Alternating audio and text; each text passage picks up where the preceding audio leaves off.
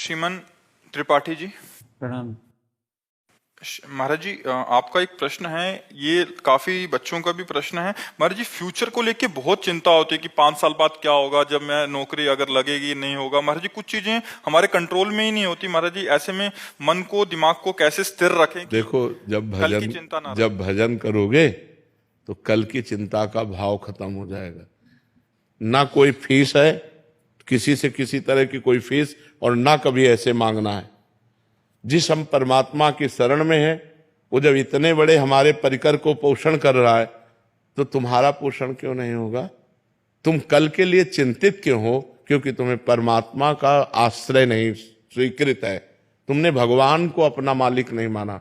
तो फिर जैसे जहाज ना हो और तैरना ना आता हो, फिर नदी में उसकी हालत क्या होगी, समुद्र में हालत क्या होगी उसकी, वैसी हालत है आप लोगों की। ना तो आपके अंदर ज्ञान है और ना भगवान का भरोसा है, तो अब ओवर थिंकिंग, भूत भविष्य काल का चिंतन, ये आपको तो परेशान करेगा ही करेगा। हम कहते हैं राधा राधा नाम जप करो और भगवान के आश्रित रहो। जब तक ब्याह न हो तब तक ब्रह्मचर्य से रहो। देखो आपका अंदर से क्या ज्ञान प्रकट होता है।